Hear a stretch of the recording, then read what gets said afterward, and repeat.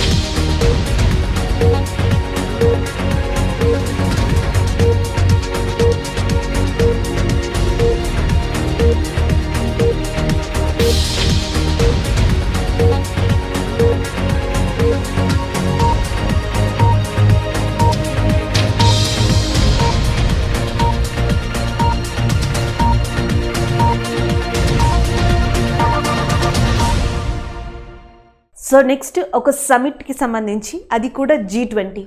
So G20 సమావేశం ఇటలీలోని రోమ్లో జరుగుతుందని తెలుసు, కానీ G20 కల్చరల్ మినిస్టర్స్ మీటింగ్ ఇది.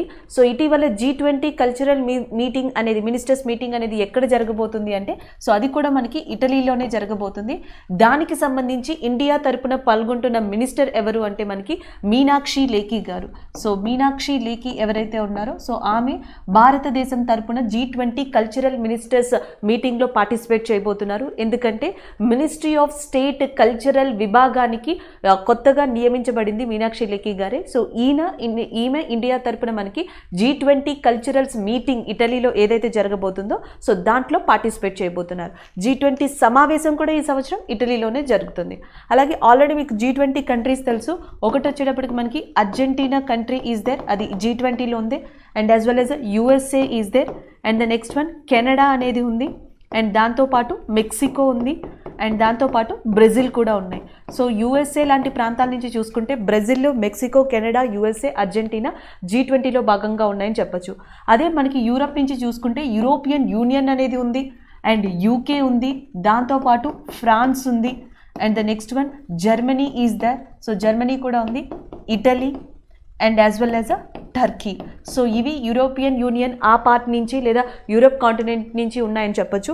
సో దాని తర్వాత మిడిల్ ఈస్ట్ కానీ గల్ఫ్ నేషన్స్ కానీ అలా చూసుకుంటే మనకి సౌదీ అరేబియా ఒకటి ఉంది. అండ్ నెక్స్ట్ వచ్చేటప్పటికి మనకి వేరే ప్రాంతం నుంచి South Africa is also there. And the next one Australia is also there. ఆస్ట్రేలియాతో పాటు ఇండోనేషియా ఉంది. అండ్ సౌత్ కొరియా ఉంది. జపాన్ ఉంది. ఇండియా ఉంది. China and as well as Russia. So Russia కావచ్చు, చైనా కావచ్చు, India, Indonesia and as well as South Korea, Japan and Australia, South Africa, Saudi Arabia, Turkey, Italy, Germany, France, UK, European Union, Argentina, USA, Canada, Mexico, Brazil. So ఇవన్నీ కూడా మనకి G20లో కంట్రీసే. ఇవన్నీ ఇటలీలో మనకి G20 సమావేశాన్ని, cultural minister సమావేశాన్ని నిర్వహించబోతున్నాయి. దానికి one of the మెంబర్గా ఉన్న ఇండియా తరపున ఎవరు అటెండ్ కాబోతున్నారు అంటే మీనాక్షి లేఖి గారు అటెండ్ కాబోతున్నారు. అలాగే ఈ సంవత్సరం మనకి G7 సమిట్స్ అనేవి కార్నవల్ అనే ప్రాంతంలో జరిగాయి UKలో. సో దానికి ఇండియా తరపున ప్రైమ్ మినిస్టర్ని కూడా ఇన్వైట్ చేయడం జరిగింది. అలాగే షాంఘై కోఆపరేషన్ ఆర్గనైజేషన్ అనేది మనకి తజికిస్తాన్లో జరిగింది. దానికి భారతదేశపు విదేశీ వ్యవహారాల శాఖ మంత్రి అండ్ సుబ్రహ్మణ్యం జయశంకర్ గారు ఇన్వైట్ చేయబడ్డారు. సో ఆయన ఇండియా తరపున పాల్గొన్నారు. సో ఇవి కొన్ని సమిట్స్ అండ్ ఇండియన్స్ పాల్గొన్నవి, ఇండియా తరపున ఎవరైతే రిప్రజెంట్ చేశారో సో వాళ్ళ యొక్క ఇన్ఫర్మేషన్గా చెప్పచ్చు. సో నెక్స్ట్ కరెంట్ అఫైర్ చూద్దాం. India China military hotline. So India China మధ్య సిక్కిం ప్రాంతంగా, సో ఇండియా చైనా మధ్య సిక్కిం ప్రాంతంగా హాట్లైన్ అనేది ఏర్పరచడానికి ఇరు ప్రాంతాలు కూడా ఒప్పందం కుదుర్చుకున్నాయి. అది కూడా పీపుల్ లిబరేషన్ ఆర్మీ డే సందర్భంగా. So people liberation army day ఎప్పుడు అంటే August 1 సందర్భంగా సో ఈ ఒప్పందాన్ని కుదుర్చుకోవడం జరిగింది. హాట్లైన్ అంటే ఇక్కడ అర్థం ఏంటి అంటే direct telephone connection between the two countries or between the two places for immediate communication. So immediate communication కోసం రెండు ప్రాంతాల మధ్య కూడా డైరెక్ట్ టెలిఫోన్ లైన్ని కనెక్ట్ చేస్తే దాన్నే హాట్ లైన్ అని చెప్పేసి పిలుస్తారు. ఇది mutual respect, mutual interest, mutual sensitivity మీద డిపెండ్ అయ్యి సో ఇలాంటి ఒప్పందాన్ని కుదుర్చుకోవడం జరుగుతుంది, రైవలరీగా ఉన్నా సరే. సో అలాంటిది ఇండియా అండ్ ఏవైతే మనకి చైనా ఉన్నాయో ఆల్రెడీ 2 హాట్ లైన్స్ని లడాక్ ప్రాంతం దగ్గర మనకి ఏర్పరచుకున్నాయి. ఇటీవల మనకి సిక్కిం ప్రాంతంగా కూడా ఏర్పరచడం జరిగింది. సో దానికి సంబంధించిన న్యూస్గా మనం దీన్ని చెప్పచ్చు. యాక్చువల్గా మీకు ఆల్రెడీ తెలుసు మనకి ఇటువైపు సిక్కిం అనే ప్రాంతం ఉంది అని చెప్పేసి. సో ఇటు మనకి టిబెట్ అండ్ చైనా ప్రాంతాలు ఉన్నాయి. సో సిక్కింకి అండ్ యాజ్ వెల్ యాజ్ టిబెట్కి మధ్యలో ఒకటి నతులా అని చెప్పేసి ఒక పాస్ ఉంది, నతులా కనుమ అనేది. అండ్ ఇంకొకటి వచ్చేసి మనకి కోంగ్రా లా అని చెప్పి ఇంకొక పాస్ ఉంది. లా అంటే అర్థం కనుమ అని చెప్పేసి లేదా పాస్ అంట. కోంగ్రాల నతులా అనేవి సిక్కింకి టిబెట్కి మధ్యనున్న ఒక దారిగా చెప్పచ్చు అనమాట. సో ఆల్రెడీ నతులా గురించి 2020లో చైనాకి ఇండియాకి మధ్య పరస్పర విభేదాలు అనేవి వచ్చాయి, అప్పుడు న్యూస్లోకి వచ్చింది. ఇప్పుడు సిక్కింలోని కోంగ్రాలా న్యూస్లోకి రావడానికి కారణం ఏంటంటే సిక్కింలోని కోంగ్రాలా దగ్గర హాట్ లైన్ని ఏర్పరుస్తున్నట్టు అండ్ ఇండియా చైనా ఇటీవల తీర్మానించుకోవడం జరిగాయి మ్యూచువల్ అండర్స్టాండింగ్ మీద. అది కూడా పీపుల్ లిబరేషన్ ఆర్మీ డే సందర్భంగా. సో ఇది మనకి న్యూస్. ఆల్రెడీ మీకు జమ్మూ అండ్ కాశ్మీర్ని చూసుకుంటే కనుక లడాక్ ప్రాంతం ఏదైతే ఉందో, సో ఇక్కడ వచ్చేటప్పటికి చుసూల్ అనే ప్రాంతం దగ్గర ఒక హాట్ లైన్ ఉంది. అండ్ ఇంకొకటి వచ్చేసి మనకి ఇంకొక ప్రాంతం దగ్గర చుసూల్ కింద ఉన్న ఇంకొక ప్రాంతంలో కూడా మనకి హాట్ లైన్ని ఏర్పరిచారు. సో లడాక్ దగ్గర 2 ప్రాంతాల్లో ఇండియాకి టిబెట్కి మధ్య హాట్ లైన్స్ ఉన్నాయి. ఇప్పుడు కొత్తగా 3వ దాన్ని సిక్కింలో ఏర్పరిచారు. So that's why it is in news అని చెప్పచ్చు. అయితే భారతదేశం చైనా అనగానే ఫస్ట్ మనకి గుర్తుకు రావాల్సింది ఏది అంటే మెక్మోహన్ రేఖ అంటాం. సో మెక్మోహన్ సరిహద్దు ఇండియా చైనాకి మధ్య ఉంది. అలాగే పంచశీల ఒప్పందం అంటాం, అది కూడా ఇండియాకి చైనాకి మధ్య అని చెప్పచ్చు. 1962 చైనా ఇండో చైనా వార్ అని చెప్పచ్చు. అండ్ దాని తర్వాత ఘర్షణ విషయానికి వస్తే గాల్వాన్ లోయ, ఇటీవల గాల్వాన్ ఘర్షణ 1 సంవత్సరం అనేది కంప్లీట్ చేసుకుంది. దాని కిందే ఉన్న ప్యాంగాంగ్ లేక్ అంటాం. సో ప్యాంగాంగ్ సరస్సు కూడా వీటి మధ్య ఘర్షణగా మారిందని చెప్పచ్చు. సో ఇవన్నీ కూడా ఇండియా చైనాకి మధ్య వివాదాస్పద ప్రదేశాలే. మెక్మోహన్ రేఖ కావచ్చు, పంచశీల ఒప్పందం, 1962 ఇండియా చైనా వార్, ప్యాంగాంగ్ సరస్సు, Galwan valley, so hot lines, ఇవన్నీ ఇండియా చైనాకి మధ్యన ఉన్న ఇష్యూస్గా లేదా న్యూస్గా అండ్ కూడా మనం చెప్పచ్చు. So this is about that India China military hot line. And next one చూద్దాం. Madras legislative council completed 100 years on this 2021. 2021కి మద్రాస్ లెజిస్లేటివ్ కౌన్సిల్ ఏర్పడి 100 సంవత్సరాలు అవుతున్న సందర్భంగా సో దానికి సంబంధించిన న్యూస్ ఇది. సో దానికి సంబంధించి సెలబ్రేషన్స్ అనేవి జరుగుతున్నాయి. అలాగే ప్రెసిడెంట్ భారత రాష్ట్రపతి అండ్ రామ్నాథ్ కోవింద్ దీనిని అడ్రస్ కూడా చేయనున్నారు. దానికి సంబంధించిన న్యూస్గా చెప్పచ్చు. అంటే ఇటీవల మద్రాస్ లెజిస్లేటివ్ కౌన్సిల్ ఎందుకు న్యూస్లో ఉంది అంటే అది ఏర్పడి 100 సంవత్సరాలు అవుతున్న సందర్భంగా ప్రెసిడెంట్ కానీ లేకపోతే మిగతా వాళ్ళు కానీ అడ్రస్ చేశారు. And as well as and కొన్ని సెలబ్రేషన్స్ కూడా ఇటీవల ఇక్కడ నిర్వహించడానికి ఆ ప్రభుత్వం కూడా మనకి తీర్మానించుకోవడం జరిగింది. దానికి సంబంధించిన న్యూస్గా చెప్పచ్చు. అయితే ఈ కరెంట్ అఫైర్ యొక్క బ్యాక్గ్రౌండ్ ఏంటి అనేది కూడా మనం చూడాలి. And government of India act 1919 government of India చట్టం ప్రకారం 1920లో మనకి మద్రాస్లో ఎలక్షన్స్ అనేవి జరిగాయి. జనరల్ ఎలక్షన్స్ లేదా ఫస్ట్ జనరల్ ఎలక్షన్స్ తమిళనాడులో 1920లో జరిగాయి. అండ్ టోటల్గా మనకి 132 మెంబర్స్ని తీసుకోవడం జరిగింది. ఈ 130లో 34 మెంబర్స్ నామినేటెడ్ సభ్యులుగా ఉన్నారు. అది బ్రిటిషర్స్ కావచ్చు, ప్రిన్స్లీ స్టేట్స్ కావచ్చు, 34 మెంబర్స్ వచ్చేటప్పటికి మనకి నామినేటెడ్ మెంబర్స్. మిగతా వాళ్ళందరికీ కూడా జనరల్ ఎలక్షన్ ఈ గవర్నమెంట్ ఆఫ్ ఇండియా యాక్ట్ కింద జరిగింది. సో దీంట్లో ఎక్కువ శాతం గెలిచింది ఏ పార్టీ సభ్యులు అంటే జస్టిస్ పార్టీ సభ్యులు ఎక్కువ శాతం గెలవడం జరిగింది. ఈ జస్టిస్ పార్టీ లీడర్స్గా కానీ జస్టిస్ పార్టీ ఫౌండర్స్గా కానీ ఎవరిని చెప్తారు అంటే ఒకటి టిఎం నాయర్ అనే పర్సన్ని చెప్పడం జరుగుతుంది. అండ్ తర్వాత పిటి చెట్టి అని చెప్పేసి ఇంకొక పర్సన్ ఉన్నారు. అండ్ ఈయన తర్వాత ముదలాయర్ అనే ఇంకొక పర్సన్ ఉన్నారు. సో ముదలాయర్ కావచ్చు, పిటి చెట్టి కావచ్చు అండ్ టిఎం నాయర్ కావచ్చు, వీళ్ళ ముగ్గురు leaders and founders of justice party అంటారు. సో వీళ్ళు అత్యధిక శాతం ఈ పార్టీ ఈ సీట్లను గెలుచుకోవడం జరిగింది. అది legislative council and first time మద్రాస్లో ఏర్పడిన చరిత్ర. సో అలాంటి దానికి మనకి 100 years అవుతున్న సందర్భంగా సో అటు తమిళనాడు చీఫ్ మినిస్టర్ స్టాలిన్ కానీ లేకపోతే ప్రెసిడెంట్ అడ్రస్ ఇవ్వడం కానీ వీటన్నిటి వల్ల కూడా మనకి కరెంట్ అఫైర్స్లోకి రావడం జరిగింది. అలాగే లెజిస్లేటివ్ కౌన్సిల్స్ విషయానికి వస్తే మనకి ఆర్టికల్ 169 ప్రకారం లెజిస్లేటివ్ కౌన్సిల్స్ అనేవి ఏర్పడతాయి. ఏవైతే మనకి రాష్ట్రంలో రాష్ట్ర అసెంబ్లీ అండ్ రాష్ట్ర ఇంకొకటి ఏదైతే లెజిస్లేటివ్ కౌన్సిల్ అంటున్నామో, విధానసభ, విధాన పరిషత్ అంటున్నామో, సో దానికి సంబంధించిందిగా చెప్పొచ్చు, విధాన పరిషత్కి సంబంధించిందిగా. ఈ ఆర్టికల్ 169 ప్రకారం భారతదేశంలో ఇప్పుడు ఏ స్టేట్స్ లెజిస్లేటివ్ కౌన్సిల్ని కలిగి ఉన్నాయి అంటే, ఒకటి ఆంధ్రప్రదేశ్ ఉంది, అండ్ తెలంగాణకి కూడా లెజిస్లేటివ్ కౌన్సిల్ ఉంది, అండ్ నెక్స్ట్ కర్ణాటకకు ఉంది, అండ్ నెక్స్ట్ మహారాష్ట్రకు ఉంది, నెక్స్ట్ బీహార్ ఉంది, అండ్ ఉత్తరప్రదేశ్ ఉంది. బీహార్కి, ఉత్తరప్రదేశ్కి, మహారాష్ట్రకి, కర్ణాటకకి, తెలంగాణకి, ఆంధ్రప్రదేశ్కి లెజిస్లేటివ్ కౌన్సిల్స్ అనేవి ఉన్నాయి. ఇప్పుడు ప్రస్తుతం మనకి లెజిస్లేటివ్ కౌన్సిల్ అనేది తమిళనాడులో లేదు. ఇది ఎప్పటి మాట అంటే బిఫోర్ ఇండిపెండెన్స్ ఈ ఈవెంట్ గురించి మాట్లాడుతున్నాం. తమిళనాడులో కానీ లేకపోతే నెక్స్ట్ వచ్చేటప్పటికి ఏదైతే కేరళలో కానీ ఇలాంటి వాటిలో మనకి లెజిస్లేటివ్ కౌన్సిల్స్ లేవని చెప్పాలి. సో ఇప్పుడున్న రాజ్యాంగం ప్రకారం ఆఫ్టర్ ఇండిపెండెన్స్ తర్వాత లెజిస్లేటివ్ కౌన్సిల్స్ ఆర్టికల్ 169 ప్రకారం ఈ స్టేట్స్లో మాత్రమే ఉన్నాయి. ఇటీవల వెస్ట్ బెంగాల్ లెజిస్లేటివ్ కౌన్సిల్ కావాలి అని చెప్పేసి ఒక బిల్ని కూడా పాస్ చేయడం జరిగింది. ఇది లెజిస్లేటివ్ కౌన్సిల్ గురించి చెప్పాల్సింది. బిఫోర్ ఇండిపెండెన్స్ ఏదైతే ఏర్పడిందో మద్రాస్ కేంద్రంగా, ఆ ఈవెంట్ ఇన్ని ఇయర్స్ కంప్లీట్ కావస్తున్న సందర్భంగా చెప్తున్నది ఇది. సో అలా మనం గుర్తుపెట్టుకోవాల్సి ఉంటుంది, కన్ఫ్యూజ్ అవ్వద్దు. తమిళనాడులో ఇప్పుడైతే లెజిస్లేటివ్ కౌన్సిల్ లేదు. సో నెక్స్ట్ మనం ఇంకొకటి కూడా గుర్తుపెట్టుకోవాల్సి ఉంటుంది. తమిళనాడులో ఫస్ట్ మనకి డిఎంకే అనే పార్టీ చాలా ఫేమస్గా చెప్పొచ్చు, ద్రావిడ మున్నిట్ర కజగం. సో దీన్ని స్టార్ట్ చేసింది సిఎన్ అన్నదొరై అని చెప్పేసి పిలుస్తారు. So C N Annadurai is the first chief minister of Tamil Nadu also. So కొంత టైం పీరియడ్కి మాత్రం ఆయన చీఫ్ మినిస్టర్గా వర్క్ చేశారు. అండ్ ద్రావిడ మున్నిట్ర కజగం అనే దాన్ని కూడా స్థాపించారు. ఇప్పుడు ఈ ద్రావిడ మున్నిట్ర కజగం అనే పార్టీకి లీడర్గా స్టాలిన్ ఉన్నారు, అండ్ చీఫ్ మినిస్టర్గా కూడా స్టాలిన్ ఉన్నారు. అలాగే తమిళనాడు యొక్క గవర్నర్గా ఉన్నది ఇప్పుడు మనకి బన్వరిలాల్ పురోహిత్. ఆంధ్రప్రదేశ్కి అయితే బిశ్వభూషణ్ హరిచందన్. ఒడిస్సాకి అయితే గణేషి లాల్ అనే పర్సన్ ఉన్నారు. తమిళనాడుకు వచ్చేటప్పటికి మనకి తెలంగాణకు వచ్చేటప్పటికి తమిళసై సౌందర్యరాజన్ గారు ఉన్నారు. అలాగే కేరళకు వచ్చేటప్పటికి మొహమ్మద్ అరీఫ్ ఖాన్. అండ్ కర్ణాటకకి ఇటీవలే వచ్చారు తవార్ చంద్ గెహ్లాట్ గారు ఉన్నారు. అండ్ నెక్స్ట్ వచ్చేటప్పటికి మనకి ఏదైతే గోవా ఉందో దానికి పి శ్రీధరన్ పిల్లై అని చెప్పేసి కొత్తగా వచ్చారు. అండ్ మహారాష్ట్రకు వచ్చేటప్పటికి మనకి భగత్ సింగ్ కోషియార్ గారు ఉన్నారు. వీళ్ళు గవర్నర్స్గా సౌత్ పార్ట్ ఆఫ్ ఇండియాలోని స్టేట్స్లో ఉన్నవాళ్ళు. అండ్ నెక్స్ట్ అని చూద్దాం. సో నెక్స్ట్ ఒక డిజిటల్ క్యాంపెయిన్ గురించి, దాని పేరు Atal thinker entrepreneur boot camp అనేది.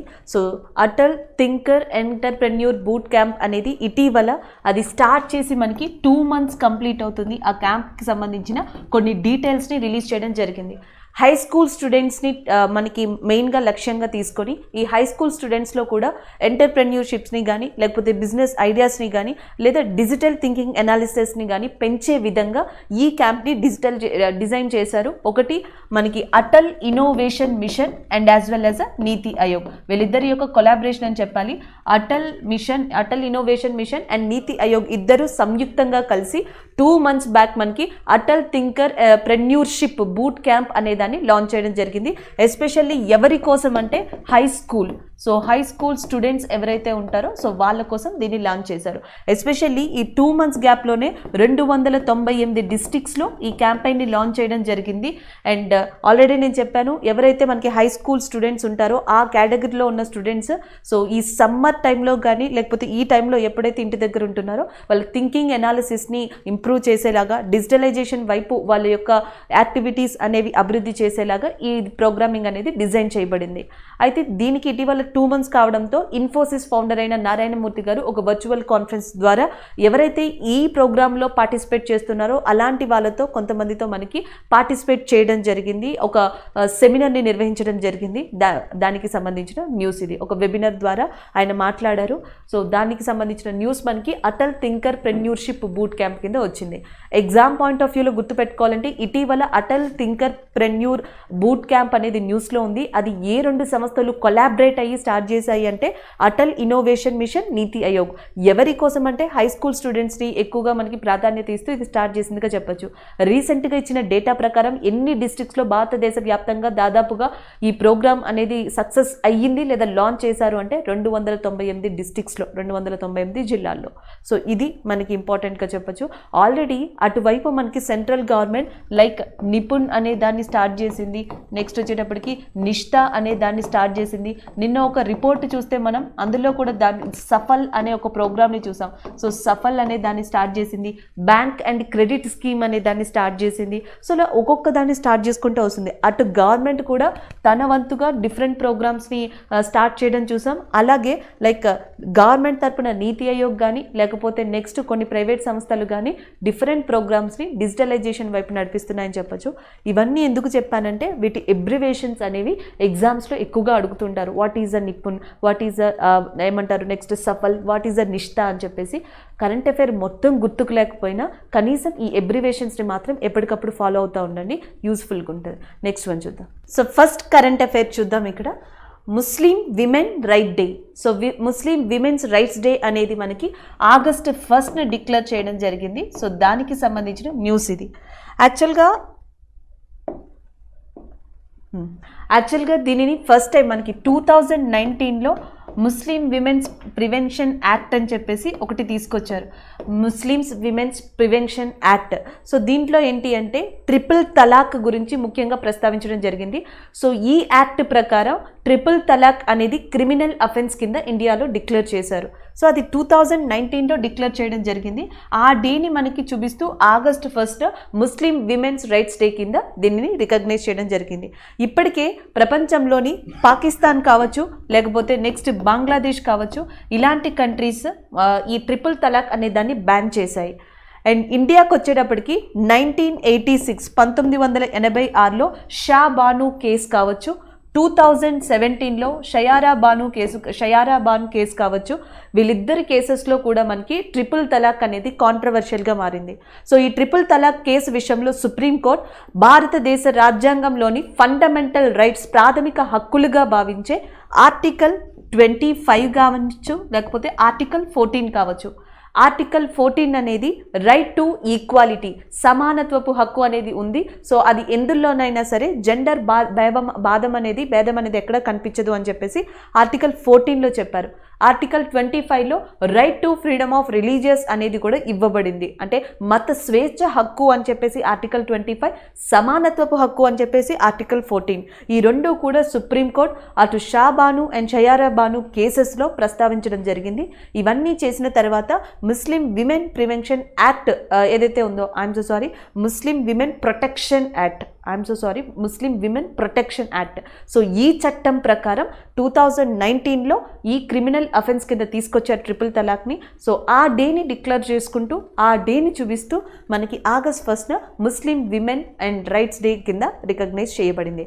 అలాగే ఆ UN డిక్లేర్ చేసింది అండ్ ఇండియా సెలబ్రేట్ చేసేది ఇంటర్నేషనల్ విమెన్స్ డే. అలాగే ఇంటర్నేషనల్ విమెన్స్ డే వచ్చేసి మనకి ఎప్పుడు అంటే March 8గా పరిగణించబడుతుంది. ఈ రెండు డిఫరెంట్ అనమాట. ఇంటర్నేషనల్ విమెన్స్ డే వచ్చేటప్పటికి March 8 and Muslims women's rights day వచ్చేటప్పటికి మనకి August 1st. సో ఇది ఈ రెండు ఎగ్జామ్ పాయింట్ ఆఫ్ వ్యూలో మీరు డేట్స్ గుర్తుపెట్టుకోవచ్చు. ఎవరైనా ఇంకా SSC లాంటి ఎగ్జామ్స్ రాస్తుంటే ఆర్టికల్ 25, 14 గుర్తుపెట్టుకోండి. మోర్ బియాండ్ దట్ ఇంకేమైనా ఎగ్జామ్స్ ఉంటే కనుక మీరు కేసెస్ నేమ్స్ గుర్తుపెట్టుకోవాలి. షా బాను కేసు కానీ షయారా బాను కేసు కానీ లేకపోతే చట్టం ఎప్పుడొచ్చింది అనేది కానీ లేదా ఏ కంట్రీలు ఆల్రెడీ ట్రిపుల్ తలాక్ని బ్యాన్ చేశాయని కానీ లైక్ పాకిస్తాన్, బంగ్లాదేశ్ లాంటి కంట్రీలు ఈ ట్రిపుల్ తలాక్ని ఎప్పుడో బ్యాన్ చేసినవిగా కూడా చెప్తా ఉన్నాయి. సో ఇవి ఈ ఇన్ఫర్మేషన్ మీరు గుర్తుపెట్టుకోవాల్సి ఉంటుంది. నెక్స్ట్ వన్ చూద్దాం. సో నెక్స్ట్ బుక్ అండ్ ఆథర్కి సంబంధించి ఈ ఆథర్ పేరు మనకి Kunal Basu. So Kunal Basu is a very famous author. ఆయన రీసెంట్గా రాసిన book an ideal world. So in an ideal world అనే బుక్కి సంబంధించింది. ఇటీవల దీన్ని రాసింది Kunal Basu, in an ideal world. So దీనికన్నా ముందర ఆయన చాలా ఫేమస్ బుక్స్ రాశారు. ఫర్ ఎగ్జాంపుల్కి ఎన్ ఓపియం క్లర్క్ అనే దాన్ని రాశారు, ఇది చాలా ఫేమస్ అయింది. దాని తర్వాత కాల్కట్టా అనే బుక్ని కూడా రాయడం జరిగింది, ఇది 2015లో రాశారు. కాల్కట్టా అనే బుక్ కావచ్చు, ఎన్ ఓపియం క్లర్క్ కావచ్చు. నెక్స్ట్ వచ్చేసేటప్పటికి అ జపనీస్ వైఫ్ అని చెప్పేసి ఇంకో బుక్ని రాయడం జరిగింది. ద ఎండ్ గేమ్ అనే బుక్ని కూడా రాశారు. ఈయన రాసిన మొత్తం బుక్స్లో కూడా మనకి ఇవి ఫేమస్ అని చెప్పొచ్చు. The end game, a Japanese wife, Calcutta and opium clerk. So ఇవన్నీ కూడా యాక్చువల్గా ఈయన ఇంగ్లీష్ ఫిక్షన్ ఓరియంటెడ్ ఆథర్గా చెప్పొచ్చు. అలాంటి ఆథర్ అయిన Kunal Basu in an ideal words అనే బుక్ని ఇటీవల రాయడం జరిగింది. అది మనకి న్యూస్ అనమాట. సో కరెంట్ అఫైర్ పరంగా చూసుకుంటే Kunal Basu's new book is a in an ideal world, లేదా which of the following book is not belongs to Kunal world అని అడగచ్చు. So not contacted with not about that Kunal Basu అని అడగచ్చు, ఇలాంటి not related to Kunal Basu అని అడగచ్చు. సో ఆ టైంలో ఈ బుక్స్ అనేవి యూజ్ అవుతాయి. So this is about that book and ఆధార్కి సంబంధించింది. నెక్స్ట్ పని చూద్దాం. సో నెక్స్ట్ కరెంట్ అఫైర్ అపాయింట్మెంట్కి సంబంధించింది. So S N Ghormade. So S N Ghormade is in news. So ఈయన వైస్ అడ్మిరల్గా ఉన్నారు. వైస్ అడ్మిరల్గా ఉన్న గోర్మాడే, ఎస్ఎన్ గోర్మాడేని ప్రస్తుతం దేనికి అపాయింట్ చేశారు అంటే vice chief admiral of Indian navy staff. So మనకి నేవీ స్టాఫ్ గురించి అందరికీ ఆల్రెడీ తెలుసు. సో ఈ నేవీ స్టాఫ్లో వైస్ అడ్మిరల్గా లేదా వైస్ చీఫ్ అడ్మిరల్గా ఇటీవల ఎవరిని అపాయింట్ చేయడం జరిగింది అంటే సో వైస్ అడ్మిరల్ గోర్మాడే గారిని అపాయింట్ చేయడం జరిగింది. దానికి సంబంధించిన న్యూస్ ఇది. ఇండియన్ నేవీ స్టాఫ్లో మనకి హయ్యెస్ట్ ర్యాంకింగ్గా దేన్ని చెప్తారు అంటే మొత్తం ఇండియన్ నేవీలోనే, భారత నావికా దళంలోనే హయ్యెస్ట్ ర్యాంకింగ్గా నేవీ స్టాఫ్లో ఉన్న చీఫ్ని చెప్పడం జరుగుతుంది. అలా ఇండియన్ నేవీ స్టాఫ్కి ప్రస్తుతం చీఫ్గా ఉన్న వ్యక్తి ఎవరు అంటే కరంబీర్ సింగ్. ఇండియన్ నేవీ చీఫ్గా ఉన్నది అడ్మిరల్ కరంబీర్ సింగ్ చీఫ్గా ఉన్నారు. అండ్ ఈయన తర్వాత ఇప్పుడు ఇదే నేవీ స్టాఫ్లో వైస్ చీఫ్ అడ్మిరల్గా అపాయింట్ అయిన వ్యక్తి మనకి గర్మాడే. సో దానికి సంబంధించిన న్యూస్గా చెప్పొచ్చు. అలాగే ఈయనకి చాలా అనుభవం ఉంది మిసైల్ గైడెడ్ విషయంలో కానీ, సబ్మరైన్స్ విషయంలో కానీ, లేకపోతే నెక్స్ట్ కొన్ని రెస్క్యూ ఆపరేషన్స్ తీసుకునే విషయంలో కానీ. ఈయన ఫర్ ఎగ్జాంపుల్కి చెప్తున్నాను, ఐఎన్ఎస్ బ్రహ్మపుత్రతో వర్క్ చేసిన అనుభవం ఉంది. అలాగే మైన్ స్వీపర్గా పిలిచే ఐఎన్ఎస్ అలప్పి అనే షిప్తో కూడా ఈయనకి వర్క్ చేసిన అనుభవం ఉంది. INS Alleppey and INS Brahmaputra కొన్ని రెస్క్యూ ఆపరేషన్లో చేసి చాలా అనుభవం ఉన్న ఎవరైతే వైస్ అడ్మిరల్గా ఉంటున్నారో మనకి గర్మాడే అనే పర్సన్ని, సో ఈయనని వైస్ చీఫ్ అడ్మిరల్గా ఇటీవల అపాయింట్ చేశారు. సో ఈయన ప్లేస్లో ఇది వరకు ఉన్నది ఎవరు అంటే జి అశోక్ కుమార్ గారు. సో జి అశోక్ కుమార్ అనే పర్సన్ ఉన్నారు. ఇప్పుడు ఈ పర్సన్ని రీప్లేస్ చేసింది గోర్మాడేగా చెప్పచ్చు. అలాగే ఇంకొక విషయం ఏంటి అంటే మనకి ప్రస్తుతం నేవీ అడ్మిరల్గా అంటే ఫస్ట్ నేవీ అడ్మిరల్గా ఉన్నది, ఫస్ట్ నేవీ స్టాఫ్కి చీఫ్గా ఉన్నది ఎవరు అంటే కటారే. సో కటారే అనే పర్సన్ నేవీ చీఫ్ అడ్మిరల్గా మనకి ఫస్ట్ నేవీ స్టాఫ్కి ఉన్నారు. ఫస్ట్ ఇండియన్గా కన్సిడర్ చేయాలి. 1958 1958లో. సో ఇందులో మొత్తం 3 మీకు ఇంపార్టెంట్ కీ ఫ్యాక్టర్స్ చెప్పాను. 1958లో ఫస్ట్ ఇండియన్ నేవీ అడ్మిరల్గా లేదా నేవీ చీఫ్గా చేసింది నేవీ స్టాఫ్కి ఎవరు అంటే కటారే గారు. అండ్ ప్రస్తుతం ఉన్నది ఎవరు అంటే కరంబీర్ సింగ్. అండ్ నెక్స్ట్ ఎవరు అపాయింట్ అయ్యారు వైస్ చీఫ్ అడ్మిరల్గా అంటే దట్ ఈస్ గోర్మాడే గారు. నెక్స్ట్ వన్ చూద్దాం. నెక్స్ట్ కరెంట్ అఫైర్ అపాయింట్మెంట్ గురించి. ఇక్కడున్న పర్సన్ వచ్చేసి మనకి శ్రీ దీపక్ దాస్ గారు. సో శ్రీ దీపక్ దాస్ వచ్చేసి మనకి రీసెంట్గా ఏదైతే ఒక department controller general of accounts అని ఉందో, controller general of accounts CGA అనే డిపార్ట్మెంట్కి నూతన చైర్మన్గా ఎంపికైన వ్యక్తి ఈయన. సో ఆయన దీపక్ దాస్ గారు. ఏదైతే కంట్రోలర్ జనరల్ అకౌంట్స్కి నూతన చైర్మన్గా ఎవరు అపాయింట్ అయ్యారు అంటే దీపక్ దాస్ గారు అపాయింట్ అయ్యారు. అపాయింట్మెంట్ని అండ్ యాజ్ వెల్ యాజ్ డిపార్ట్మెంట్ని గుర్తుపెట్టుకోవాలి. ఇప్పుడు ఈ డిపార్ట్మెంట్కి సంబంధించి కంట్రోలర్ జనరల్ అడ్వైజరీ ఏదైతే అకౌంట్స్ ఏదైతే ఉందో ఇది వచ్చేటప్పటికి principal account advisory to the గవర్నమెంట్గా దీన్ని కన్సిడర్ చేస్తారు. Principal accounts advisory. So accounts advisory లేదా అకౌంట్స్ సలహాదారుడిగా గవర్నమెంట్కి ఉండేది ఏది అంటే మనకి కంట్రోలర్ జనరల్ అకౌంట్స్ అనేది. అలాంటి సంస్థకి ఇటీవల నూతన చైర్మన్గా అపాయింట్ అయిన వ్యక్తి దీపక్ దాస్ గారు. సో వీళ్ళు ఏం చేస్తారంటే ఈ డిపార్ట్మెంట్ ఏం చేస్తుంది అంటే అకౌంట్స్ని ప్రిపేర్ చేసి and as well as submit చేస్తుంది. సబ్మిట్ చేసేది ఎవరికి అంటే సెంట్రల్ గవర్నమెంట్కి. సో ఇవి దీని బాధ్యతలుగా చెప్పచ్చు. ఎక్స్చెక్కర్గా పనిచేస్తుంది. Exchequer and controller to the accounts అది ఒక బాధ్యత. Prepare and submits accounts to central government అది ఇంకొక బాధ్యతగా చెప్పచ్చు. సో అలాంటి principal accounts advisory to the గవర్నమెంట్గా ఉండే మనకి కంట్రోలర్ జనరల్ అకౌంట్స్ డిపార్ట్మెంట్కి నూతనంగా బాధ్యతలు స్వీకరించిన వ్యక్తి దీపక్ దాస్ గారు. అలాగే ఇది కంట్రోలర్ జనరల్ అకౌంట్స్ అయితే ఇంకొక దాన్ని కూడా గుర్తుపెట్టుకోవాలి. Controller and auditor general of India ఇది CGA, ఇది CAG controller auditor general of of India. దీనికి ప్రస్తుతం చైర్మన్గా ఉన్నది గిరీష్ చంద్ర ముర్ము. సో గిరీష్ చంద్ర ముర్ము గారు ఎవరైతే ఉన్నారో సో ఆయన ప్రస్తుతం దీనికి ప్రధాన బాధ్యత వహిస్తున్నారు. అలాగే CGA అంటే మనకి కంట్రోలర్ జనరల్ అకౌంట్స్. సో దీనికి సంబంధించి బాధ్యతలు వహిస్తుంది ఎవరు అంటే Deepak Das. So that's why Deepak Das అనే పర్సన్ ఇటీవల మనకి అపాయింట్మెంట్స్ వల్ల కరెంట్ అఫైర్లో ఉండడానికి కారణం ఏ డిపార్ట్మెంట్ అంటే సెంట్రల్ అండ్ కంట్రోలర్ జనరల్ అకౌంట్స్గా చెప్పొచ్చు. ఈ కంట్రోలర్ జనరల్ అకౌంట్స్ యొక్క ప్రధాన బాధ్యత ఏంటి అంటే అకౌంట్స్ని మానిటర్ చేస్తుంది, కంట్రోల్ చేస్తుంది, ప్రిపేర్ చేస్తుంది అండ్ అవసరమైతే ఈ విషయంలో గవర్నమెంట్కి ప్రధాన సలహాదారునిగా కూడా వ్యవహరిస్తుంది. అలాగే రాష్ట్రపతికి ప్రధాన సలహాదారుడిగా వ్యవహరించేది ఎవరు అంటే మనకి సుప్రీంకోర్టుగా చెప్పొచ్చు ఆర్టికల్ 143 ప్రకారం. అండ్ నెక్స్ట్ వన్ చూద్దాం. సో నెక్స్ట్ అవార్డ్కి సంబంధించింది లోకమాన్య తిలక్ నేషనల్ అవార్డ్ 2021 ఈసారి ఎవరు అందుకున్నారు అంటే సెరమ్ ఇన్స్టిట్యూట్ పూణే కేంద్రంగా ఎవరైతే సెరమ్ ఇన్స్టిట్యూట్ని ఫౌండ్ చేశారో ఎస్టాబ్లిష్ చేశారో సో ఆ పర్సన్ పేరు పూనావాలా. సో ఈయనకి ఇవ్వడం జరిగింది.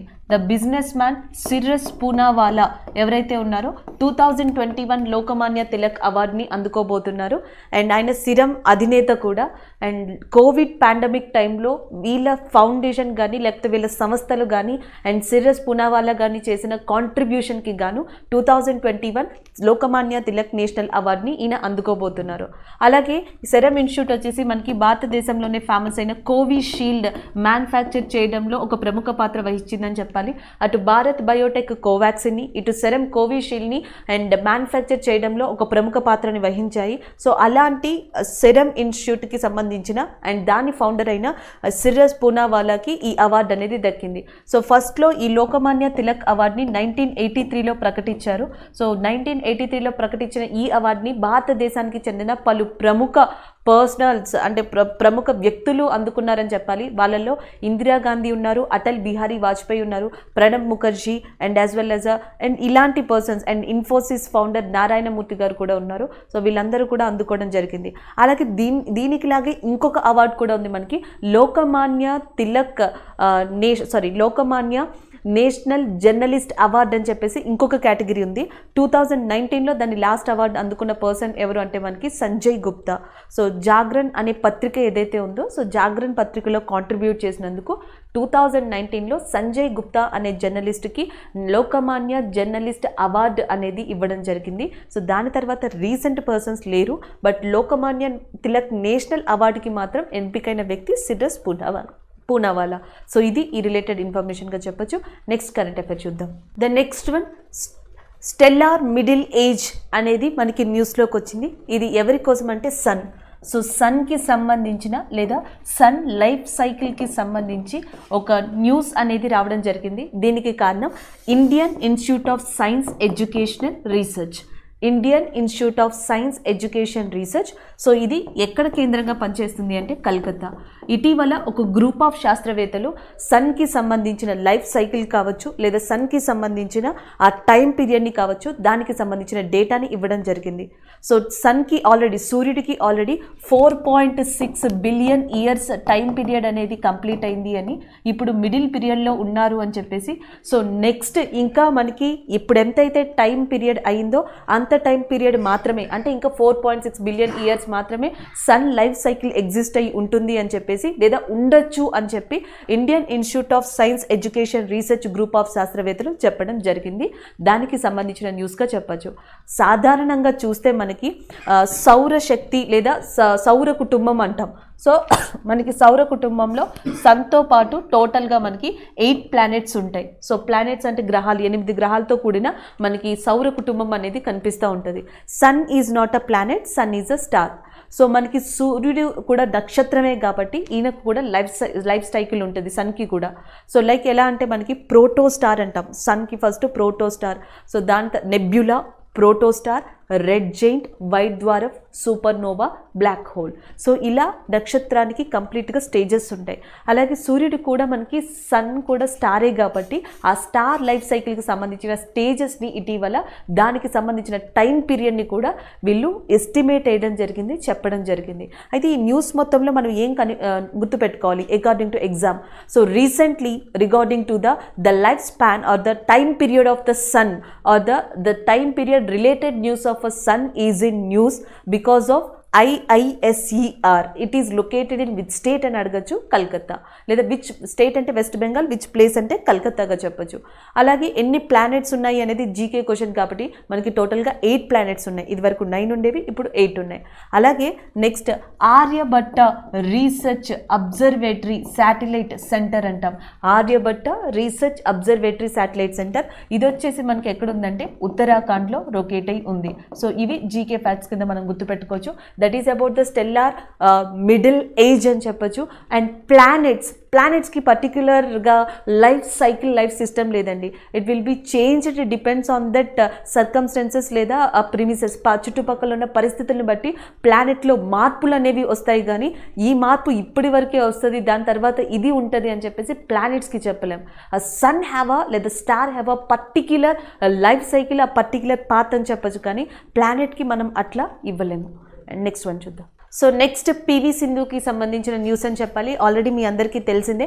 సో పివి సింధు బ్రాంజ్ మెడల్ని గెలుచుకోవడం జరిగింది బ్యాడ్మింటన్లో. అండ్ దీంతో ద ఫస్ట్ విమెన్ ఆఫ్ ఇండియాకి ఒలింపిక్స్లో 2 మెడల్స్ తెచ్చిన పర్సన్గా ఈమె రికార్డ్ని క్రియేట్ చేసింది. ఒకటి 2016 రియో ఒలింపిక్స్కి సంబంధించి సిల్వర్ మెడల్ని తీసుకొచ్చారు. అండ్ 2021లో మనకి టోక్యో ఒలింపిక్స్కి సంబంధించి బ్రాంజ్ మెడల్ని తీసుకురావడం జరిగింది. సో మెన్స్ కేటగిరీలో, పురుషుల విభాగంలో ఇలాంటి రికార్డ్ని సుశీల్ కుమార్ సొంతం చేసుకున్నారు. ఇప్పటి వరకు సుశీల్ కుమార్ మాత్రమే భారతదేశానికి 2 మెడల్స్ని తీసుకొచ్చారు. అండ్ విమెన్స్ విభాగానికి వచ్చేటప్పటికి ఈ రికార్డ్ని క్రియేట్ చేసింది పివి సింధుగా చెప్పొచ్చు. సో ఇది ఈమెకు సంబంధించిన విషయం. అయితే ఇటీవల ఆంధ్రప్రదేశ్ స్పోర్ట్స్ పాలసీ ప్రకారం అండ్ పివి సింధు గారికి ఒక అమౌంట్ని కూడా డిక్లేర్ చేయడం జరిగింది. అది కూడా ఒకసారి మనం డిస్కస్ చేద్దాం.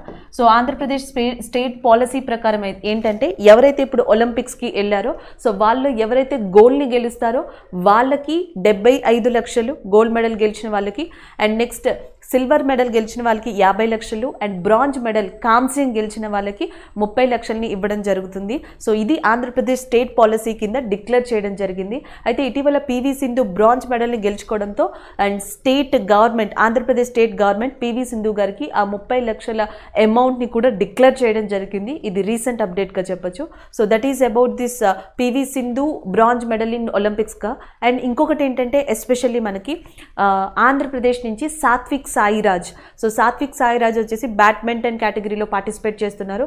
అండ్ ఇంకొకరు వచ్చేసి రజనీ ఎతిమార్పు. సో రజనీ ఎతిమార్పు వచ్చేసి మనకి ఇండియన్ హాకీ టీంలో ఉన్నారు. So Indian women hockey team ఇటీవల మనకి వరల్డ్లో one of the top team అయిన ఆస్ట్రేలియన్ హాకీ టీంని ఓడించిందని చెప్పొచ్చు. సో అది కూడా సెమీఫైనల్ వైపు వెళ్తుంది అని కూడా చెప్పొచ్చు. అలాంటి విమెన్ హాకీ టీంకి సంబంధించిన రజనీ ఎతిమార్పు ఆంధ్రప్రదేశ్కి సంబంధించిన పర్సనే.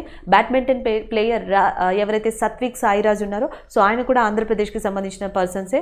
ఒకవేళ కనుక వీళ్ళు కూడా మెడల్స్ని గెలుచుకొస్తే సో వాళ్ళకి ఈ కేటగిరీ కింద ఏదైతే మెడల్ని గెలిచారో సో ఆ అమౌంట్ అనేది కూడా డిక్లేర్ చేయబడుతుంది. So that is all about this medals and as well as a P V Sindhu. And congratulations to P V Sindhu and we're waiting for Rajani Etimarpu also. Next one చూద్దాం. So next current affair mission Niryatak Bano అనేది ఇక్కడ మనకి కరెంట్ అఫైర్. సో దీన్ని ఎవరు start చేశారు అంటే Rajasthan. So ఇటీవల రాజస్థాన్ ప్రభుత్వం లేదా రాజస్థాన్ ప్రాంతంలో స్టార్ట్ అయింది ఏది అంటే మిషన్ నిర్యాతక్ బనో అనేది. అండ్ దీనిని especially Rajasthan state industrial and investment development corporation అనేది రాజస్థాన్ యొక్క గవర్నమెంట్తో కొలాబరేట్ అయ్యి స్టార్ట్ చేసిందని చెప్పొచ్చు. సో ఆ స్టేట్లో ట్రేడ్ వ్యాపారానికి సంబంధించిన ఎక్స్పోర్ట్స్ ఎగుమతులు ఏవైతే ఉంటాయో సో వీటిని ఫారెన్ వైపు ఎక్కువగా మనకి ఎక్స్పోర్ట్ చేసేలాగా ఫారెన్ కంట్రీస్కి, ఫారెన్ ఇంటర్నేషనల్ మార్కెట్స్కి రాజస్థాన్లోని ఎక్స్పోర్ట్స్ లేదా ట్రేడ్కి సంబంధించిన ఎక్స్పోర్ట్స్ని పెంచే విధంగా, డెవలప్ చేసే విధంగా ఆ state investment and industrial corporation development board ఏదైతే ఉందో ఇటీవల మనకి మిషన్ నిర్యాతక్ బనో అనే దాన్ని స్టార్ట్ చేయడం జరిగింది. దానికి సంబంధించిన న్యూస్ ఇది. అలాగే దీంట్లో వాళ్ళు 6 స్ట్రాటజీస్ని కూడా మనకి ఇంప్రూవ్ చేస్తామని చెప్పారు.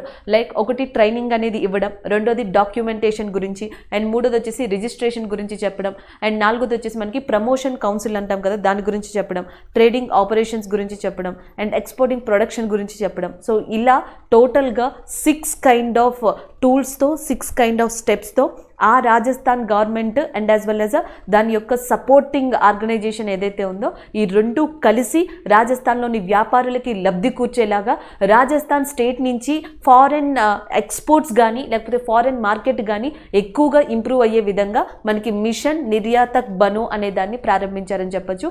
అలాగే మీకు ఆల్రెడీ తెలుసు అశోక్ గెహ్లాత్ చీఫ్ మినిస్టర్గా, కల్రాజ్ మిశ్రా గవర్నర్గా ఉన్నారని.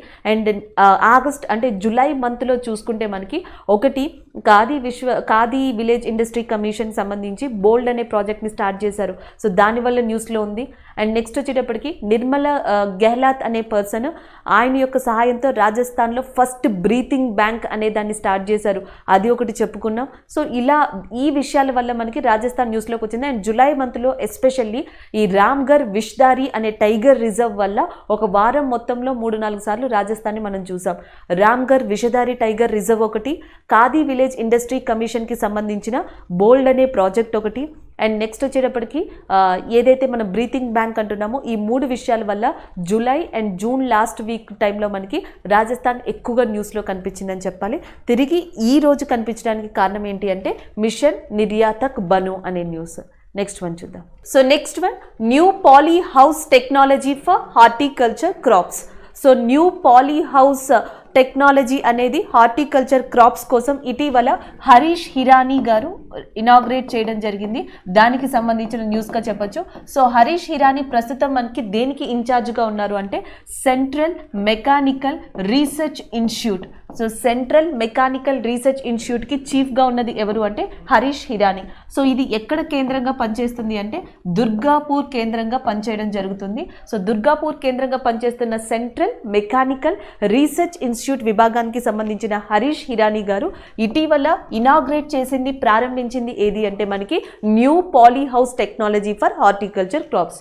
సో ఈయన ఏమైనా ఎక్స్ప్లెయిన్ చేశారు అంటే హార్టికల్చర్ లైక్ మనకి vegetables and as well as fruits. So ముఖ్యంగా వీటిని ఎక్కువగా అభివృద్ధి చేయడం కోసమే ఈ సెక్టార్ ఉందని చెప్పొచ్చు. ఈ సెక్టార్లో ఉన్న రైతులు ఒకటి క్లైమేట్ విధానాల వల్ల అంటే ఎక్కువగా వర్షాలు కావచ్చు, లేదా ఎక్కువ ఎండ కావచ్చు, లేదా ఎక్కువ చల్లదనం, మంచు ఎక్కువ కురడం, ఎండలు బాగా ఎక్కువగా ఉండడం, లేకపోతే అసలు వర్షాలు ఎక్కువగా రావడం, ఇలాంటి వాటి వల్ల క్రాప్స్ అనేవి నష్టపోతున్నాయి. ట్రాన్స్పోర్టేషన్ టైంలో కూడా నష్టపోతున్నాయి. స్టోరేజ్ విషయంలో ఇన్సెక్ట్స్ కీటకాలు ఏవైతే ఉంటాయో సో వాటి వల్ల కూడా రైతులు నష్టపోతున్నారు.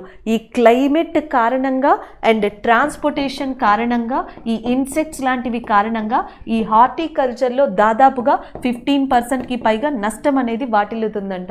సో వీటినన్నిటినీ కూడా అడ్డుకోవడానికి central mechanical research institute so కొత్తగా మనకి న్యూ పాలీ హౌస్ టెక్నాలజీ అనే దాన్ని ఏర్పాటు చేసింది. సో దీంట్లో ఏంటంటే క్లైమేట్ నుంచి కొంత ప్రివెన్షన్ అనేది కాపాడడం అనేది జరుగుతుంది, ఇన్సెక్ట్స్ నుంచి కాపాడడం అనేది జరుగుతుంది. సో ట్రాన్స్పోర్టేషన్ అన్ని ఎగ్జాక్ట్గా ట్రాన్స్పోర్టేషన్ టైంలో సో ఏవైతే స్టోరేజ్ చేశారో వాటిని పర్ఫెక్ట్ టైంకి అందించడానికి కూడా ఉంటుంది. సో ఈ ప్రాబ్లంకి సొల్యూషన్గా మనకి సెంట్రల్ మెకానికల్ రీసెర్చ్ ఇన్స్టిట్యూట్ ఇటీవల ఇది ప్రారంభించిందని చెప్పొచ్చు. అలాగే horticulture board of India. So మనకి హార్టికల్చర్ బోర్డ్ అనేది ఎక్కడుందంటే హెడ్ క్వార్టర్స్ గురుగ్రామ్ కేంద్రంగా ఉంది. మొట్టమొదటి చైర్మన్గా దీనికి father of green revolution MS Swaminathan గారు వర్క్ చేశారు. సో అది ఇక్కడ మనకి చెప్పొచ్చు. ఫాదర్ ఆఫ్ ఇండియన్ గ్రీన్ రివల్యూషన్లో ఎవరు వర్క్ చేశారంటే ఎంఎస్ స్వామినాథన్ గారు. అలాంటి పర్సన్ ఇక్కడ చైర్మన్గా వర్క్ చేశారు హార్టికల్చర్ బోర్డ్కి. ఇది మనకి గురుగ్రామ్లో ఉంది. ఇది కూడా చాలా ప్రోగ్రామ్స్ని డెవలప్ చేస్తుంది. ఇటీవల హార్టికల్చర్ బోర్డ్ క్లస్టర్ ప్రోగ్రామ్ని స్టార్ట్ చేసింది. దీంట్లో 53 క్లస్టర్స్ని భారతదేశంలో గుర్తించింది. 12 క్లస్టర్స్లో ఈ ప్రోగ్రామ్ని స్టార్ట్ చేసింది. లైక్ ప్రతి ప్రాంతంలో కూడా ఏ ఫ్రూట్స్ వెజిటేబుల్స్ అయితే ఎక్కువగా కొన్ని ప్రాంతాల్లో కామన్గా పండుతాయో సో వాటిని క్లస్టర్స్గా తీసుకుని కామన్ ప్లాట్ఫామ్ని, కామన్ విధానాన్ని వాటికి ప్రకటించడం జరిగింది. సో అందువల్ల హార్టికల్చర్ బోర్డ్ కూడా న్యూస్లోకి వచ్చింది. So this is about that new poly house technology for horticulture crops. ఈ విషయంలో కరెంట్ అఫైర్లో ఉన్నది న్యూ పాలీ హౌస్. దాన్ని స్టార్ట్ చేసింది సెంట్రల్ మెకానికల్ రీసెర్చ్ ఇన్స్టిట్యూట్. దాని యొక్క చైర్మన్ హరీష్ హిరానీ గారు. అయితే ఇది కరెంట్ అఫైర్. జీకే ఫ్యాక్ట్స్లో ఇది ఎక్కడుందంటే Durgapur in West Bengal. Horticulture board యొక్క హెడ్ క్వార్టర్స్ ఎక్కడుంది అంటే దట్ ఈస్ ఇన్ గురుగ్రామ్. మరి మినిస్ట్రీ ఆఫ్ అగ్రికల్చర్గా ఎవరున్నారు అంటే నరేంద్ర సింగ్ తోమార్. నెక్స్ట్ వన్ చూద్దాం. సో నెక్స్ట్ ఈ రూపీకి సంబంధించింది. ఈ రూపీ అనే ఒక డిజిటల్ ప్లాట్ఫామ్ని ఇటీవల నరేంద్ర మోడీ లాంచ్ చేయనున్నారు. దానికి సంబంధించిన న్యూస్ ఇది. సో ఫస్ట్లో డిమానిటైజేషన్ అనే దాన్ని తీసుకొచ్చారు. దాని తర్వాత కొత్త రూపీ నోట్స్ని అంటే కొత్త నోట్స్ని ఇంట్రడ్యూస్ చేశారు. అండ్ దాని తర్వాత ఇప్పుడు మనకి డిజిటల్ కరెన్సీ కోసం గత కొద్ది నెలలుగా లేదా కొద్ది సంవత్సరాలుగా సెంట్రల్ బ్యాంక్తో ఆర్బీఐతో కలిసి గవర్నమెంట్ ఒక ప్లాన్ని డెవలప్ చేస్తుంది, కృషి చేస్తుందని చెప్పొచ్చు. దాంట్లో భాగంగానే ఈ రూపీ అనే దాన్ని కూడా అనౌన్స్ చేశారు. సో ఈ రూపీ అనేది మనకి ఒకటి క్యూఆర్ కోడ్ ద్వారా కానీ లేకపోతే నెక్స్ట్ ఎస్ఎంఎస్ ద్వారా కానీ. సో ఎస్ఎంఎస్లో మనకి ఈ ఓచర్ రూపంలో మనకి ఈ ప్లాట్ఫామ్ని యూజ్ చేసుకోవచ్చు అని చెప్తున్నారు నిర్దిష్ట ప్రయోజనాలకి. యాక్చువల్గా డిజిటల్ కరెన్సీకి దీనికి డిఫరెన్స్ ఏంటంటే ఇది ఓన్లీ నిర్దిష్ట ప్రయోజనాలకి లేదా సంక్షేమ ప్రయోజనాలకి ఒక పర్టికులర్ పర్పస్కి మాత్రమే మానిటరైజింగ్ విభాగంలో లేదా మానిటరైజింగ్ ప్లాట్ఫామ్ ద్వారా సో ఈ డిజిటల్ కరెన్సీని యూజ్ చేసుకునే విధంగా దీన్ని రూపొందించారు. సో ఎయిదర్ క్యూఆర్ కోడ్ లేదా ఎస్ఎంఎస్ ద్వారా. అంటే ఒక పర్టిక్యులర్ పర్సన్ గనక తను ఈ రూపీ అనే దాన్ని యాక్సెస్ చేసుకోవాలి అనుకుంటే ప్రభుత్వ ఏజెన్సీస్ని కానీ లేదా కార్పొరేట్ బ్యాంక్స్ని కానీ సో అక్కడికి వెళ్ళి ఇన్ఫార్మ్ చేసిన తర్వాత పర్పస్ తెలిపిన తర్వాత ఎవరైతే మనకి బెనిఫిషియరీ ఉన్నారో ఆ బెనిఫిషియరీ ఫోన్ నెంబర్ ద్వారా మనకి ఈ పర్టిక్యులర్ బ్యాంక్స్ కానీ బ్యాంక్స్ వైపు ఉన్న ఏజెన్సీస్ కానీ ఈ వోచర్ అనే దాన్ని రిలీజ్ చేస్తాయి. సో ఇది రెడీమ్ లాగా యూజ్ అవుతుంది అని చెప్పడం జరిగింది. సో ఇది మొత్తం ప్రాసెస్ అంట. అటు బ్యాంక్స్ కానీ లేకపోతే బ్యాంక్స్కి సంబంధించిన ఏజెన్సీస్ కానీ ప్రభుత్వ ఏజెన్సీస్ కానీ వీటిని పర్పస్ తెలిపిన తర్వాత అండ్ కన్ఫర్మేషన్ వచ్చిన తర్వాత ఆ పర్టిక్యులర్ బెనిఫిషియరీ నెంబర్స్కి ఈ వోచర్ రూపంలో కానీ క్యూఆర్ రూపంలో కానీ ఈ రూపీ అనే దాన్ని మనకి డెవలప్ చేయడం పంపడం జరుగుతుంది. ఇలా ఈ సర్వీసెస్ని యూజ్ చేసుకోవచ్చు. ఓన్లీ కొన్ని ప్రయోజనాలకే నిర్దిష్ట ప్రయోజనాలకే వీటిని యూజ్ చేసుకునే విధంగా దీన్ని రూపొందించడం జరిగింది. అది ఈ రూపీకి సంబంధించింది. ఇటీవల దీని గురించి నరేంద్ర మోడీ గారు చెప్పడం జరిగింది. సో ఇది మనకి truly cashless and contactless payment కింద ఇండియాలో లాంచ్ చేయనున్నారు. నెక్స్ట్ వన్ చూద్దాం. ప్రముఖ అథ్లెట్ అండ్ 105 సంవత్సరాలు పంజాబ్కి చెందిన మన్ కౌర్ రీసెంట్గా మరణించారు. దానికి సంబంధించిన న్యూస్ ఇది. సో ఈమె ఏ ప్రాంతానికి సంబంధించిన వ్యక్తి అంటే పంజాబ్. 105 సంవత్సరాల ఏజ్లో మన్ కౌర్ హెల్త్ ప్రాబ్లమ్స్ వల్ల చనిపోయారు. వరల్డ్ మాస్టర్ ఛాంపియన్షిప్లో పలు అవార్డ్స్ని అండ్ గోల్డ్ మెడల్స్ని కూడా సొంతం చేసుకున్నారు ఈమె. అండ్ యాజ్ వెల్ యాజ్ 2020లో నారీ శక్తి పురస్కారాల్లో కూడా ఈమె పురస్కారాన్ని గెలుచుకోవడం జరిగింది. సో అలాంటి మన్ కౌర్ రీసెంట్గా చనిపోయారు. దానికి సంబంధించిన న్యూస్. నెక్స్ట్ వన్ చూద్దాం. ఈరోజు ఏవైతే మనం డిస్కస్ చేసామో వీడియోలో సో అవి రివ్యూ చూద్దాం. ఫస్ట్ది Muslim women rights day. So Muslim women rights day వచ్చేసి మనకి ఎప్పుడు అంటే August 1గా దీన్ని డిక్లేర్ చేయడం జరిగింది. Next one Shri Deepak Das takes charge as a new controller general of accounts. So మనకి కంట్రోలర్ జనరల్ ఆఫ్ అకౌంట్స్ కింద ఎవరు ఇటీవల అపాయింట్ అయ్యారు అంటే దీపక్ దాస్ అనే పర్సన్. సో ఈయన గురించి డిస్కస్ చేసాం. అలాగే ప్రస్తుతం మనకి controller and auditor general of ఇండియాగా ఉన్నది గిరీష్ చంద్ర మర్ము అనే పర్సన్ అని కూడా చెప్పుకున్నాం.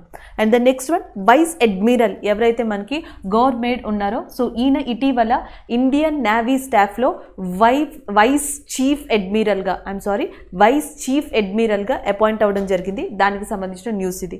And the next one Atal thinker entrepreneurship boot camp. So దీనికి సంబంధించి ఇటీవల 2 months కంప్లీట్ అవడంతో దానికి సంబంధించిన డేటాని ఇవ్వడం జరిగింది. అది డిస్కస్ చేసాం. నెక్స్ట్ వన్ మద్రాస్ లెజిస్లేటివ్ కౌన్సిల్ని 1921లో ఎస్టాబ్లిష్ చేశారు. సో దానికి 100 years కంప్లీట్ కావనుండడంతో ప్రెసిడెంట్ రామ్నాథ్ కోవింద్ దీనికి అడ్రస్ చేయడం జరిగింది. దానికి సంబంధించిన కరెంట్ అఫైర్. అలాగే ఇన్ ఎన్ ఐడల్ వరల్డ్ అనేది బుక్కి సంబంధించింది. సో దీనిని ఎవరు రాశారు అంటే కునాల్ బసు అనే పర్సన్ రాయడం జరిగింది. అలాగే Italy host G20 cultures meeting. దీనికి మినిస్ట్రీ ఆఫ్ స్టేట్స్ కల్చర్స్ ఎవరైతే ఉన్నారో మీనాక్షి లేఖి గారు సో ఆవిడ అటెండ్ కానున్నారు ఇటలీకి సంబంధించిన ఈ మీటింగ్కి. సో దానికి సంబంధించిన న్యూస్ ఇది. లోకమాన్య తిలక్ నేషనల్ అవార్డ్ 2021ని గెలుచుకున్నది ఎవరు అంటే మనకి సిర్రస్ పూనావాలా. ఎవరైతే సిరమ్ ఇన్స్టిట్యూట్ ఆఫ్ ఇండియా అనే దాన్ని పూణే బేస్డ్గా నిర్మించారో సో ఆయనకి ఈ అవార్డు వచ్చింది. నెక్స్ట్ మిషన్ తక్ బనో అనేది మనకి రాజస్థాన్ ప్రభుత్వం స్టార్ట్ చేసిందని చెప్పొచ్చు. ఆ రాష్ట్రంలోని ట్రేడర్స్ ఇంటర్నేషనల్ స్థాయిలో ఎక్స్పోర్ట్స్ని చేసేందుకు వాళ్ళని డెవలప్ చేసేందుకు ఈ ప్రాజెక్ట్ని స్టార్ట్ చేసింది. And next one shuttler PV Sindhu bats bronze medal in Tokyo Olympics. దీనితో భారతదేశానికి 2 medals తెచ్చిన ఒకే ఒక్క మహిళగా పివి సింధు రికార్డు సృష్టించారు. ఇది ఇలా ఉంటే ఆంధ్రప్రదేశ్ ప్రభుత్వం ఆంధ్రప్రదేశ్ స్టేట్ పాలసీ కింద గోల్డ్ మెడల్కి 75 లక్షలు, సిల్వర్ మెడల్కి 50 లక్షలు, బ్రాంజ్ మెడల్కి 30 లక్షలు ప్రకటించింది. సో బ్రాంజ్ మెడల్ మెడల్ తెచ్చిన పివి సింధు 30 lakhsని అందుకోనుంది ఆంధ్రప్రదేశ్ ప్రభుత్వం నుంచి. సో దానికి సంబంధించిన న్యూస్గా చెప్పొచ్చు. సో ఈ రూపీకి సంబంధించిన దాన్ని ప్రైమ్ మినిస్టర్ నరేంద్ర మోడీ ఇటీవల అనౌన్స్ చేశారు. క్యూఆర్ కోడ్ లేదా SMS వోచర్ ద్వారా ఈ సదుపాయాన్ని పొందొచ్చు అని, ఓన్లీ నిర్దిష్ట ప్రయోజనాలకి మాత్రమే ఇలాంటి డిజిటల్ ప్లాట్ఫామ్ అనేది యూజ్ అవుతుంది అని కూడా చెప్పడం జరిగింది. And the next one, new poly house technology for horticulture crops అనే దానిని ఇటీవల మనకి central mechanical research institute Durgapur కేంద్రంగా పనిచేస్తుంది. దాని యొక్క చైర్మన్ ఓపెన్ చేయడం జరిగింది, ఇనాగ్రేట్ చేయడం జరిగింది. Next one, stellar middle age అనే దాని గురించి Indian institute of science education research కలకత్తాగా కేంద్రంగా పనిచేస్తున్న ఈ ఇన్స్టిట్యూట్కి సంబంధించిన గ్రూప్ ఆఫ్ శాస్త్రవేత్తలు సూర్యుడి యొక్క ఏదైతే మనకి టైం పీరియడ్ ఉందో సో దాని గురించి చెప్పడం జరిగింది. And the next one, India China military hotline మనకి పీపుల్ లిబరేషన్ ఆర్మీ డే సందర్భంగా ఇటీవల ఇండియా చైనా సిక్కింలోని కోంగ్రా లా అనే పాస్ దగ్గర ఒక హాట్లైన్ని డిక్లేర్ చేయడం జరిగింది. దానికి సంబంధించిన న్యూస్. దీంతో ఇండియా చైనాకి మధ్య 3 హాట్లైన్స్ ఉన్నట్టుగా మనం గుర్తుపెట్టుకోవాల్సి ఉంటుంది. And the next one, Mann Kaur passed away. పంజాబ్కి చెందిన 105 సంవత్సరాలు గల మన్ కౌర్ ఇటీవల మరణించారు. ఈమె 2020లో నారీ శక్తి పురస్కారాన్ని కూడా అందుకోవడం జరిగింది. సో ఇవి ఈ రోజు మనం ఓవరాల్గా డిస్కస్ చేసుకున్న కరెంట్ అఫైర్స్ అని చెప్పొచ్చు. Thank you.